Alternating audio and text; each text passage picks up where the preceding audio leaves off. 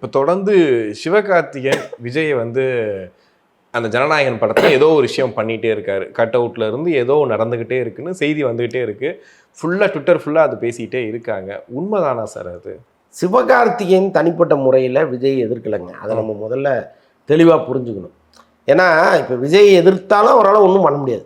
ஏன்னா விஜய் இருக்கிற உயரம் வேறு, சிவகார்த்திகேயன் இருக்கிற உயரம் வேறு. அதனால் இது வந்து விஜயை எதிர்த்து ஒரு விஜயை காலி பண்ணிவிடுவார் அப்படிலாம் ஒன்றும் கிடையாது. அது அவருக்கும் தெரியும். அதனால் அவர் அந்த முயற்சியிலே ஈடுபட மாட்டார். ஆனால் அவர் நடித்த ஒரு படம் அந்த தேதியில் வர்றதுக்கு அவர் என்ன பண்ணுவார்? அவர் அதை தடுக்க முடியாது. தடுக்க முடியாத இடத்துல இந்த படத்தினுடைய தயாரிப்பு நிறுவனம் இருக்குது. அப்போ அவங்க ப்ரமோஷனுக்கு வாடினா வரணும், அவ்வளோதான். அவர் விஜய் மீது வைத்திருக்கிற மரியாதையும் அன்பையும் தனிப்பட்ட முறையில் அப்படியே தான் வச்சிருக்கிறார். அப்புறம் பார்த்திங்கன்னா இதுவும் பல கோடிகள் செலவு பண்ணி எடுக்கப்பட்ட படம் ஜனநாயகன். பராசக்தியும் பல கோடிகள் செலவு பண்ணி எடுக்கப்பட்ட படம். இப்போ அந்த படத்து விளம்பரத்தையும் அவங்க வச்சு தானே ஆகணும். விஜய் படம் வருதுங்கிறதுக்காக விட முடியுமா? அப்போ விஜய் படம் கீழே இருந்தால் மேலே வை, விஜய் படம் மேலே இருந்தால் கீழே வை. எங்கேயோ ஒரு இடம் எங்களுக்கு ஸ்பேஸ் கொடுங்கன்னு கேட்குறதுல என்ன தவறு? அதையே நம்ம பெரிய போட்டியாக நினைக்கணும். நல்லா இருந்தால் அந்த படம் ஓட போகுது.